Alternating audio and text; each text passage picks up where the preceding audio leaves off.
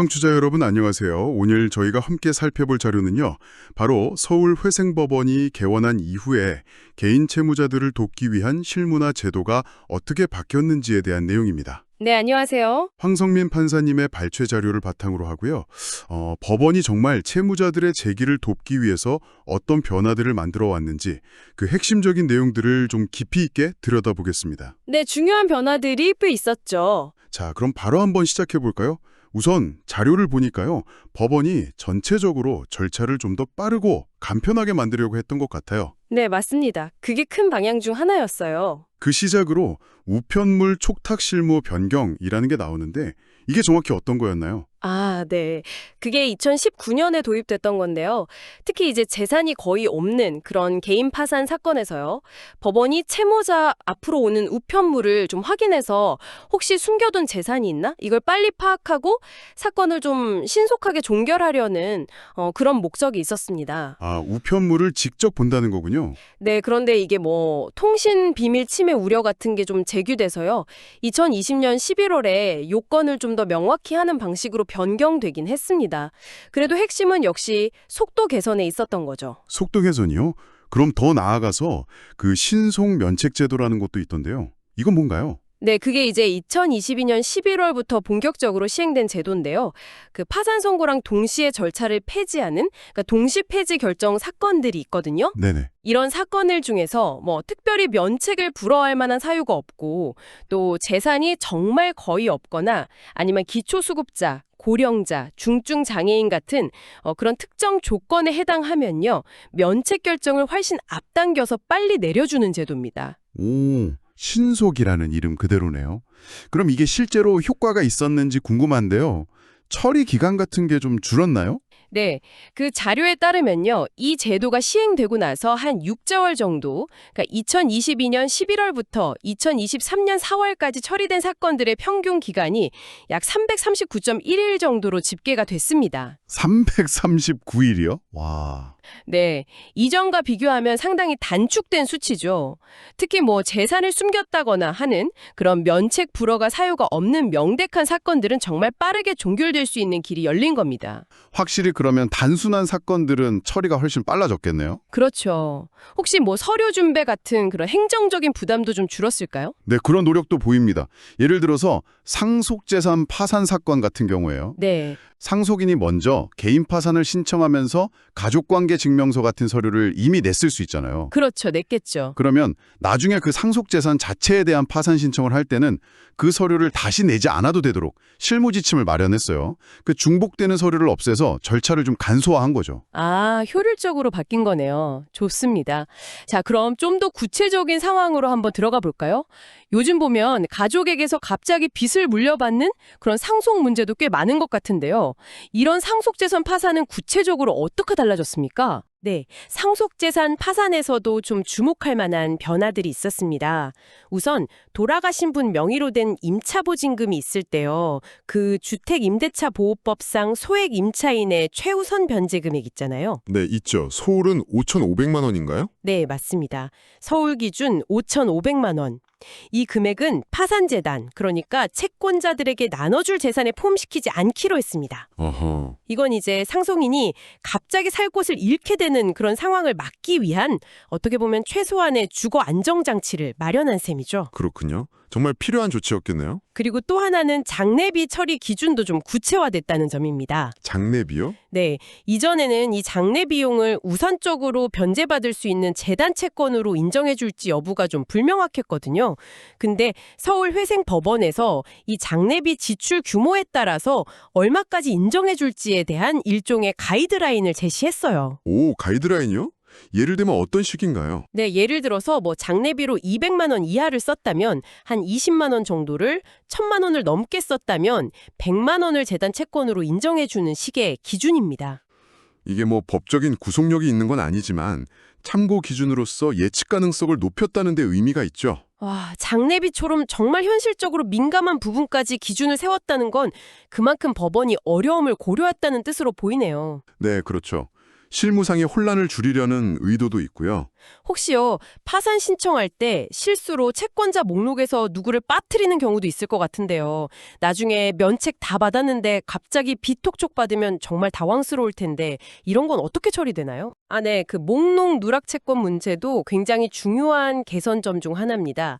원칙적으로야 당연히 아는 채권자는 모두 목록에 적어야 하는데요. 네. 그런데 뭐 실수로 빼먹거나 정보가 부족해서 누락될 수도 있잖아요. 특히 상속재산 파산 같은 경우는 돌아가신 분의 채권자를 상속인이 일일이 다 알기가 현실적으로 어렵기도 하고요. 그렇죠. 모를 수 있죠. 그래서 법원은 채무자가 일부러 고의로 숨긴 게 아니라면, 즉 과실로 누락한 경우라면 그 면책의 효력이 누락된 채권자에게도 미칠 수 있도록 해석의 여지를 좀 열어두고 있습니다. 아, 정말요? 네, 법률 채무자회생법 제566조 단서에서도 악의로 채권자 목록에 기재하지 않은 채권에 대해서만 면책 효력이 미치지 않는다고 되어 있거든요. 그러니까 뒤집어 말하면 악의가 아니었다면 면책될 수 있다는 거죠. 그렇군요. 고의성 여부가 중요하네요. 네, 물론 이걸 악용하는 걸 막고 또 채권자를 보호하기 위한 절차적인 보완 장치도 함께 마련되어 있습니다. 고의가 아니라면 구제 가능성이 열려 있다 이 말씀이시네요. 알겠습니다. 자, 이런 어떤 기본적인 절차 개선 외에 시대가 변하면서 좀 더 복잡해지는 문제들도 있잖아요. 예를 들면 이혼 가정의 양육비 문제라든가 아니면 최근 정말 뜨거운 감자인데 주식이라 가상화폐 투자 손실 같은 거요. 이런 건 법원에서 어떻게 다루고 있습니까? 네, 특히 개인회생 절차에서 그런 변화들이 좀 두드러지게 나타나고 있습니다. 먼저 양육비 문제를 말씀드리면요. 과거에는 이게 다른 일반 채권하고 같이 취급돼서 변제율이 낮아지는 그런 문제가 좀 있었어요. 아, 그럼 아이들한테 제대로 안 갈 수도 있겠네요? 그렇죠. 미성년 자녀의 복리가 우선되어야 한다는 지적이 많았고요. 그래서 서울회생법원에서는 이 양육비 채권을 좀 우선적으로 변제하고 또 안정적으로 지급될 수 있도록 확보하는 방향으로 실무를 개선했습니다. 변제 계획 안에 양육비 지급 계획을 명확히 하고 또 이행을 확보할 수 있는 방안을 두는 식으로요. 네, 그건 정말 중요한 변화 같습니다. 그럼 배우자 명의 재산은 어떻게 해야 되나요? 이것도 좀 복잡할 것 같은데요. 네, 맞습니다. 배우자 명의재산 처리 기준도 더 명확해졌어요.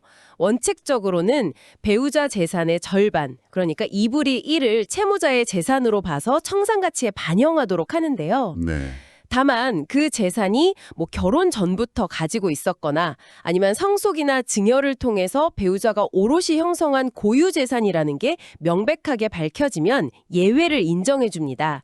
이 기준은 사실 2015년 이후로 좀 강화됐고요. 2020년에 실무 준칙에 개정되면서 더 구체화되어서 이걸 통해 재산을 숨기려는 시도를 좀 막으려는 의지를 보이고 있습니다. 양육비나 배우자 재산처럼 이해관계가 첨예한 부분들도 기준이 잘 정립되어 가고 있군요. 자, 그럼 정말 많은 분들이 궁금해하실 것 같은데 주식이나 가상화폐 투자 손실, 이건 어떻게 됩니까? 특히 젊은 층에서 이걸로 고민하는 경우가 많다고 들었거든요. 네, 맞습니다. 이게 최근 개인도산 실무에서 정말 핵심적인 쟁점 중 하나였습니다. 그래서 서울회생법원에서도 주식, 가상화폐 투자 손실금 처리 기준이라는 걸 마련해서 대응하고 있습니다. 기준이 있다고요? 네, 여기서 중요한 점은요. 투자에서 손실을 봤다는 그 자체만으로 무조건 면책 불허가 사유가 되지는 않는다는 겁니다. 법에서는 낭비 또는 도박, 그 밖의 사행 행위로 재산을 크게 줄이거나 과도한 빚을 진 경우에 면책을 불허할 수 있다고 보거든요. 법제 564조 제1항 제3호. 아, 낭비 또는 도박, 투자가 여기에 해당될 수도 있겠네요. 그렇죠. 그래서 법원은 그 투자가 단순히 뭐 시장이 안 좋아서 손실을 본 정도를 넘어서 상식 수준을 벗어난 과도한 투기, 그러니까 거의 도박에 가까웠는지, 그리고 그로 인해서 채권자들에게 아주 심각한 손해를 입혔는지 이런 점들을 중점적으로 판단합니다. 아, 단순히 결과만 보는 게 아니군요. 네, 그냥 투자 결과가 나빴다고 해서 바로 면책 안 해주고 그러진 않아요. 채무자의 어떤 전반적인 재정 상황이라든지 빚이 늘어나게 된 경위, 또 변제를 위해 얼마나 노력했는지 이런 것들을 종합적으로 고려하는 거죠. 새로운 금융 환경 변화에 대해서 법원이 좀 합리적인 기준을 세우려고 노력하는 모습이라고 볼 수 있습니다. 투자 그 자체보다는 정도가 문제다, 이런 거군요. 상당히 현실적인 접근이라는 생각이 듭니다. 이렇게 법원이 현실 문제에 적극 대응하면서 공정성을 높이려는 노력을 하는 가운데 혹시 그 전세 사기 피해자처럼 사회적으로 좀 더 취약한 분들을 위한 특별한 지원책 같은 것도 마련되었는지 궁금합니다. 아, 네, 그렇습니다. 최근에 정말 큰 사회 문제였던 전세 사기 피해자 지원 방안이 마련된 것이 아주 눈에 띄는 변화입니다. 임대인, 그러니까 집주인이 회생이나 파산을 신청하게 되면 임차인, 세입자 입장에서는 보증금을 돌려받기가 매우 어려워지잖아요. 네, 정말 막막하죠. 그래서 서울회생법원에서는 이런 피해 임차인들을 보호하기 위한 실질적인 조치들을 취하고 있습니다. 예를 들면 어떤 조치들이 있을까요? 예를 들어서 임대인이 개인회생을 신청한 경우에요. 피해 임차인의 보증금 채권이 제대로 평가되고 또 변제 계획에 잘 반영될 수 있도록 신속하게 처리하려고 노력합니다. 필요하다면 임차인이 뭔가 대응할 시간을 벌 수 있도록 변제 계획안 제출 기한을 최대 3개월까지 연장해 주기도 하고요. 시간을 벌어주는 요군요. 네, 그리고 또 보증금을 돌려주는 것을 변제 계획의 중요한 이행 조건으로 설정해서 임대인이 어떻게든 갚도록 노력을 유도하는 그런 방안도 있습니다. 파산 절차에서도 마찬가지로 피해 임차인의 권리 보호를 최우선으로 고려하고 있고요. 아, 전세 사기 피해자분들에게는 정말 한 줄기 빛 같은 소식이겠네요. 네, 실질적인 도움이 되도록 노력하고 있습니다. 그리고 빚을 갚아나가는 기간, 그러니까 변제 기간 자체도 좀 짧아졌다고 들었는데요. 이것도 큰 변화 아닌가요? 네, 맞습니다. 개인회생의 표준 변제 기간이 기존에는 5년이었는데 이게 3년으로 단축된 것도 굉장히 큰 변화입니다. 5년에서 3년으로요. 와. 네, 이게 2017년 말에 법이 개정되고 2021년 8월부터 시행됐는데요. 물론 청산 가치를 보장해야 한다든지 하는 법률 요건을 충족하기 위해서 예외적으로 최장 5년까지 연장될 수는 있지만 원칙이 3년으로 줄면서 채무자들이 훨씬 빨리 경제적으로 다시 일어설 수 있는 발판을 마련해 준 셈이죠. 부담이 확실히 줄겠네요. 그렇죠. 그리고 덧붙여서 이 법이 개정되기 전에 신청됐던 사건들 중에는 면책 심사가 조금 미흡했을 수도 있는 그런 과거 사건들, 이른바 부칙면책 사건이라고 하는데요. 이런 사건들에 대해서도 현재 기준에 맞춰서 공정하게 처리하도록 기준을 개선했습니다. 과거 사건이라는 이유로 불이익을 받지 않도록 절차의 공정성과 신뢰도를 높이려는 노력이라고 볼 수 있습니다. 네, 오늘 이렇게 서울회생법원 개원 이후에 개인 도산 실무가 어떻게 변화해 왔는지 쭉 짚어봤는데요.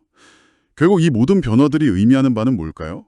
들어보니까 단순히 법 조항을 해석하는 데 그치는 게 아니라 정말 현실의 고통을 좀 줄여주려는 법원의 적극적인 의지가 느껴지는 것 같습니다. 네, 정확하게 보셨습니다. 핵심은 결국 균형을 찾으려는 지속적인 노력이라고 생각합니다. 채무자가 신속하게 제기할 수 있도록 돕는 동시에 또 채권자의 권리도 정당하게 보호하려는 이 양측면 사이에서 가장 적절한 지점을 찾으려는 것이죠.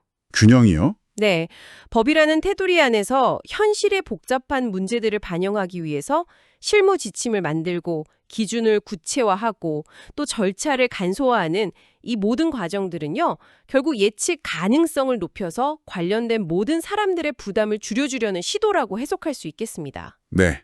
속도 개선부터 시작해서 상속, 양육비, 가상화폐 같은 현실적인 기준 마련, 그리고 전세 사기 피해자 같은 취약계층 보호까지 정말 실질적인 변화들이 많았다는 생각이 드네요. 네, 꾸준히 개선 노력을 해왔죠. 이렇게 법원 시스템은 가상화폐 같은 새로운 자산 형태의 등장을 인정하고 또 전세 사기 같은 아주 어려운 사회 문제에 대응하면서 계속 진화하고 있습니다. 그렇다면 앞으로 또 어떤 새로운 금융 문제나 사회 현상이 등장해서 오늘 우리가 살펴본 것과 같은 이런 사법 시스템의 적응과 변화를 요구하게 될까요? 미래의 변화에 대해서 한번 생각해 보시는 것도 흥미로운 질문이 될 것 같습니다. 네, 계속해서 변화가 필요하겠죠. 오늘 저희가 준비한 이야기는 여기까지입니다. 들어주셔서 감사합니다. 감사합니다.